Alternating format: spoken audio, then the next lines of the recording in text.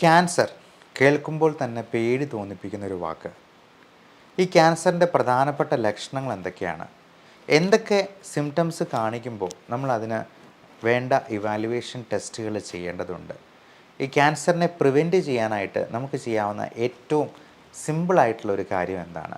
ഇപ്പം ക്യാൻസറിനെ നശിപ്പിക്കാനായിട്ട്, ക്യാൻസർ സെൽസിനെ നശിപ്പിക്കാൻ നമുക്കിപ്പോൾ ഒരു റൂമിലുള്ളവരെ എല്ലാവരെയും പുറത്താക്കണമെന്ന് വിചാരിക്കുക. അവരെല്ലാവരെയും വെടിവെച്ച് കൊല്ലണമെന്നില്ല. അവരെ എല്ലാവരെയും കഴുത്തിന് തള്ളി പുറത്താക്കണമെന്നില്ല. പകരം നമുക്ക് ആ ഫാനിൻ്റെ സ്വിച്ച് ഓഫ് ചെയ്തെന്നാൽ, ആ ലൈറ്റെല്ലാം ഓഫ് ചെയ്ത് കതകും ജനലുകളും എല്ലാം അങ്ങ് അടച്ചിട്ടിട്ടുണ്ടെങ്കിൽ അവർക്കെല്ലാവർക്കും വേണ്ട സന്ദേശം കിട്ടും. അവർ പതുക്കെ അങ്ങ് ഇറങ്ങി പുറത്തു പോകും.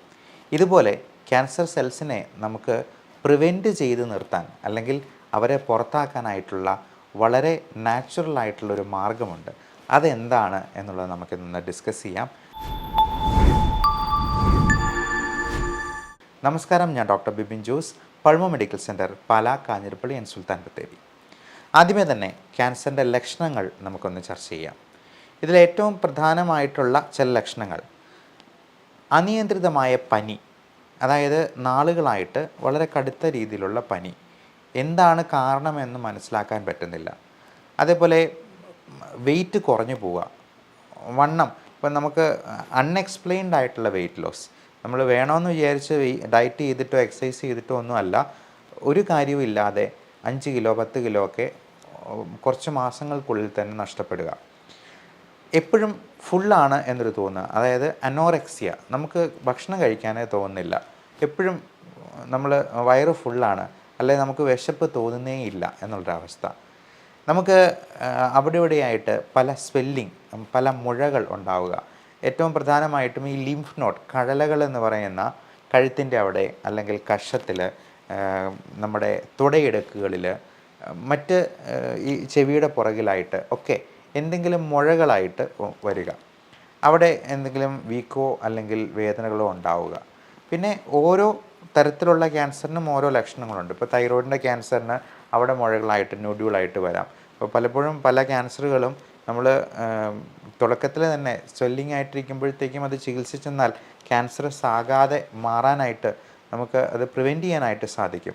ക്യാൻസർ എന്ന് പറയുന്നത് തന്നെ ഒരു സെല്ലിന്, ഒരു കോശത്തിന്, അല്ലെങ്കിൽ ഒരു ഗ്രൂപ്പ് ഓഫ് സെൽസിന് ഭ്രാന്ത് പിടിച്ചതുപോലെ പെറ്റുപെരുകയാണ്. അത് അൺകൺട്രോൾഡ് പ്രോലിഫറേഷൻ ഓഫ് സെൽസ് എന്നാണ് നമ്മൾ നിയോപ്ലാസം എന്ന ടെർമിനോളജിയിൽ വിശേഷിപ്പിക്കുക. ക്യാൻസറിൻ്റെ മെഡിക്കൽ ടെർമിനോളജിയാണ് ഈ നിയോപ്ലാസം, അല്ലെങ്കിൽ മലിഗ്നൻസി എന്നൊക്കെ പറയുക. അപ്പോൾ അങ്ങനെ എന്തെങ്കിലും ഒരു സ്വെല്ലിംഗ് ഉണ്ടെന്നുണ്ടെങ്കിൽ ഏറ്റവും പെട്ടെന്ന് തന്നെ അതിൻ്റെ ബയോപ്സി, അല്ലെങ്കിൽ മിനിമം ഒരു FNAC ടെസ്റ്റിംഗ് ചെയ്യുക, ഫൈൻ നീഡിൽ ആസ്പിറേഷൻ സൈറ്റോളജി എന്ന് പറയുന്ന ടെസ്റ്റ്. അതുപോലെ സ്ത്രീകൾക്കാണെങ്കിൽ, നമ്മുടെ അമ്മമാർക്കൊക്കെ ആണെങ്കിൽ ഇങ്ങനെയുള്ള എന്തെങ്കിലും സിംറ്റം ഉണ്ടെങ്കിൽ പറയാൻ മടിയാണ്. അപ്പോൾ അവരുടെ ബ്രസ്റ്റിൽ എന്തെങ്കിലും നൊഡ്യൂൾ ഉണ്ടെന്നുണ്ടെങ്കിൽ അത് മക്കളോടെങ്കിലും അത് തുറന്ന് പറയുകയോ, അല്ലെങ്കിൽ മക്കൾ ഇടയ്ക്ക് ചോദിച്ചിട്ടാണെങ്കിലും മനസ്സിലാക്കുക. അപ്പം അവർ പാൽപ്പേറ്റ് ചെയ്യുമ്പോൾ ബ്രസ്റ്റിലൊരു നൊഡ്യൂളായിട്ടോ സ്വെല്ലിംഗ് ആയിട്ടോ ഒക്കെ ഉണ്ടെങ്കിൽ ഒട്ടും മടിക്കാതെ തന്നെ ഒരു ഡോക്ടറെ കണ്ട് അതിൻ്റെ കാര്യങ്ങൾ ചർച്ച ചെയ്ത് അതിന് വേണ്ട പരിശോധനകൾ ചെയ്യണം. അതുപോലെ ബ്ലീഡിങ്, അത് ഏതെങ്കിലും ഒരു നാച്ചുറൽ ഓറിഫിസിൽ നിന്ന്, ചിലപ്പം മൂക്കിലൂടെ ബ്ലഡ് വരുന്നതായിരിക്കാം, അല്ലെങ്കിൽ നമ്മൾ ചുമയ്ക്കുമ്പോഴത്തേക്കും അതിൻ്റെ കഫത്തിൻ്റെ കൂടെ ചോരമയം കാണുന്നതാവാം. വയറ്റിൽ നിന്ന് പോകുമ്പോൾ ബ്ലീഡിങ് ആയിട്ട് ഉണ്ടാവുക.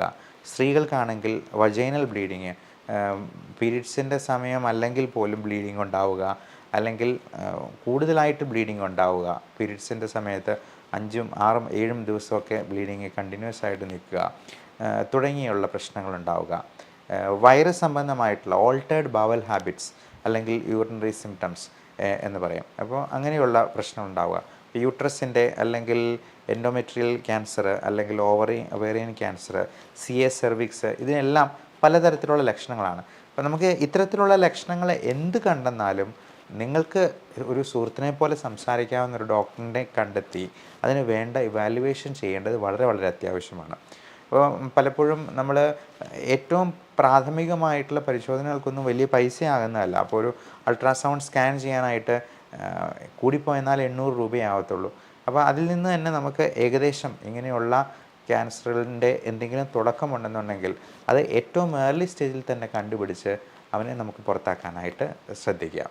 അതുപോലെ ബ്രെയിനിൽ ക്യാൻസർ ഉണ്ടാകുമ്പോഴേക്കും, എന്തെങ്കിലും ബ്രെയിൻ ട്യൂമറായിട്ട് ഉണ്ടാകുമ്പോഴേക്കും നമുക്ക് തലവേദന, തലകറക്കം, ക്ഷീണം, ആളുടെ മെൻ്റൽ സ്റ്റേറ്റസ് തന്നെ മാറുന്ന, ക്യാരക്ടർ മാറുന്ന രീതിയിൽ എന്തെങ്കിലും രോഗലക്ഷണങ്ങൾ കാണിക്കുക, അതുപോലുള്ള ഡിപ്രഷൻ, ആങ്സൈറ്റി പോലുള്ള പ്രശ്നങ്ങൾ പോലും ഇതിൻ്റെ തുടക്ക ലക്ഷണങ്ങളായിട്ട് ചിലപ്പോൾ കാണാറുണ്ട്.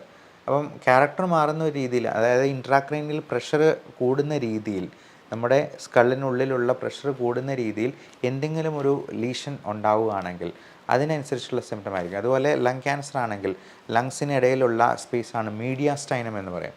അപ്പോൾ അങ്ങനെയുള്ള ക്യാൻസറുകളാണ് പലപ്പോഴും ലിംഫോമ, സെമിനോമ തുടങ്ങിയ ക്യാൻസറുകളൊക്കെ. അപ്പോൾ പല സെലിബ്രിറ്റീസും യുവരാജ് സിംഗിനെ പോലെ, മമത മോഹൻദാസ് എന്ന നടിയെപ്പോലെ ഒക്കെ പല ആൾക്കാരും ഇങ്ങനെയുള്ള ക്യാൻസറിൽ നിന്നും പൂർണ്ണമായിട്ടും മുക്തി പ്രാപിച്ച് ജീവിതത്തിലേക്ക് വളരെ സക്സസ്ഫുൾ ആയിട്ട് തന്നെ തിരിച്ചു വന്നിട്ടുള്ള ആൾക്കാരാണ്. അപ്പോൾ ഇങ്ങനെ എന്ത് സിംറ്റംസ് ഉണ്ടായെന്നാലും നമ്മൾ ഏറ്റവും പ്രാഥമികമായിട്ടുള്ള ഒരു ചെസ്റ്റ് എക്സ്റേ എടുത്ത് നോക്കുന്നതിനോ, അല്ലെങ്കിൽ ഇപ്പോൾ ബ്രെയിൻ റിലേറ്റഡ് ആയിട്ടുള്ള പ്രശ്നമാണെങ്കിൽ ഏറിപ്പോയെന്നാൽ ഒരു CT സ്കാൻ ചെയ്ത് നോക്കുന്നതിനോ ഒന്നും ഒരുപാട് പൈസ ചിലവാക്കേണ്ട ആവശ്യം വരത്തില്ല. നമ്മൾ എന്തെങ്കിലും സംശയകരമായിട്ട് കണ്ടെന്നാൽ മാത്രമേ പെറ്റ് സ്കാൻ എന്ന് പറയുന്ന പോസിട്രോൺ എമിഷൻ ടോമോഗ്രഫി, നമ്മുടെ ശരീരത്തിലെ ഏതെങ്കിലും ഒരു ക്യാൻസർ സെൽ ഉണ്ടെന്നുണ്ടെങ്കിൽ നമുക്ക് കൃത്യമായിട്ട് അറിയാനുള്ള ഒരു സ്കാനിങ്, നൂതനമായിട്ടുള്ളൊരു ടെക്നോളജിയാണ് ഈ പെറ്റ് സ്കാൻ എന്ന് പറയുന്നത്. അപ്പം അനിയന്ത്രിതമായിട്ട് പെറ്റുപെരുകുന്ന ഇൻക്രീസ്ഡ് ഗ്ലൂക്കോസ് അപ്ടേക്കുള്ള ഏതെങ്കിലും സെൽസോ ഗ്രൂപ്പ് ഓഫ് സെൽസോ ഉണ്ടെന്നുണ്ടെങ്കിൽ നമുക്ക് പെറ്റ് സ്കാനിൽ ഡിറ്റക്ട് ചെയ്യാൻ പറ്റും. അപ്പോൾ എന്തെങ്കിലും സംശയങ്ങളുണ്ടെന്നുണ്ടെങ്കിൽ നമുക്ക് ആ പെറ്റ് സ്കാൻ വഴി അത് പൂർണ്ണമായിട്ടും ദൂരീകരിക്കാനായിട്ട് പ്രത്യേകമായിട്ടും ഓർക്കുക. ഇനി ഈ ക്യാൻസർ പ്രിവെൻറ്റ് ചെയ്യാനായിട്ട് നമ്മൾ എന്തെല്ലാം കാര്യങ്ങൾ ശ്രദ്ധിക്കണമെന്നുള്ളത് ഓർക്കുക. ഏറ്റവും പ്രധാനം നമ്മുടെ ബാഡ് ഹാബിറ്റ്സ് എല്ലാം ഒഴിവാക്കുക എന്നുള്ളതാണ്. ദുശീലങ്ങൾ, പ്രത്യേകിച്ചും സ്മോക്കിംഗ്, ആൽക്കഹോൾ. ഈ പുകവലിക്കാറ്, എൻ്റെ സുഹൃത്തിന് നല്ല പോലെ വലിക്കുന്നവനാണ്, അവന് ഇതുവരെ ക്യാൻസർ ഉണ്ടായിട്ടില്ല, എന്നാൽ ഒട്ടും വലിക്കാത്ത എനിക്ക് ക്യാൻസർ വന്നല്ലോ എന്ന് പലരും പരാതി പറയാറുണ്ട്. ഒരു ആപ്പിൾ പോലും സോപ്പിട്ട് കഴിക്കുന്ന എനിക്ക് ക്യാൻസർ വന്നു, എന്നാൽ ഡെയിലി 2 പാക്കറ്റ് വലിക്കുന്ന അവന് ക്യാൻസർ വന്നില്ല എന്ന് പറയാം. പലപ്പോഴും നമ്മളിതിന് ഒരു ഉദാഹരണം പറയുക, നമ്മൾ ബൈക്ക് ഓടിക്കുമ്പോഴത്തേക്കും ഹെൽമെറ്റ് വെക്കാൻ പറയുന്നത് തല സേഫായിരിക്കാൻ വേണ്ടിയാണ്. എന്നാൽ ഹെൽമെറ്റ് വെച്ചിട്ടുള്ള ആൾക്കാരും അപകടത്തിൽ മരിക്കുന്നുണ്ട്.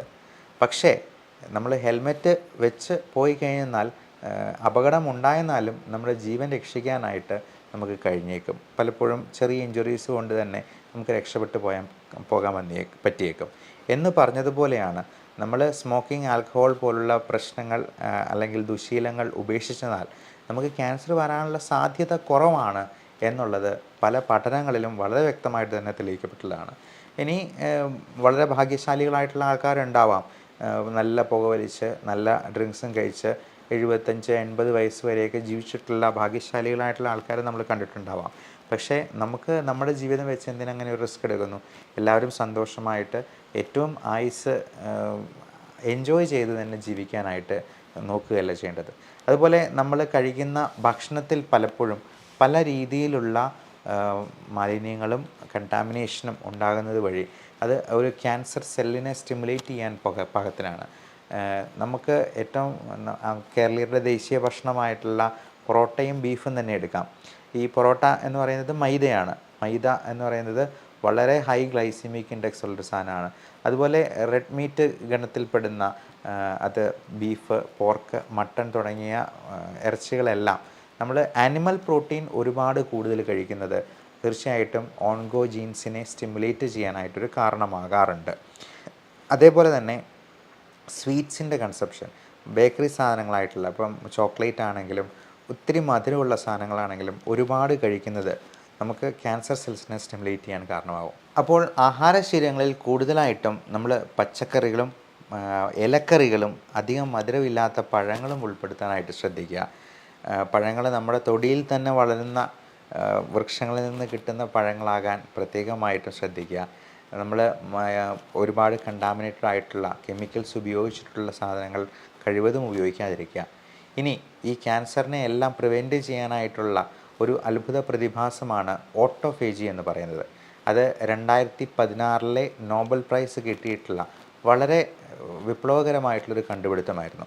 യാഷിനോറി ഓസുമി എന്ന് പറയുന്ന ജാപ്പനീസ് ശാസ്ത്രജ്ഞൻ, അദ്ദേഹത്തിന് ഫിസിയോളജി ഓഫ് മെഡിസിനിൽ നോബൽ പ്രൈസ് 2016 ഏതാണ്ട് 6-7 വർഷങ്ങൾക്ക് മുൻപ് കിട്ടിയിരിക്കുന്ന വളരെ വിപ്ലവകരമായിട്ടുള്ള ഈ കണ്ടുപിടുത്തത്തിന് ഓട്ടോഫേജി എന്നാണ് പേര് പറയുക. ഓട്ടോഫേജി എന്ന് പറഞ്ഞാൽ മറ്റൊന്നുമല്ല, നമ്മുടെ സെൽസിനെ, ക്യാൻസർ സെൽസിനെ നമ്മുടെ തന്നെ കോശങ്ങൾ തന്നെ കാർന്ന് തിന്നുന്ന ഒരവസ്ഥ.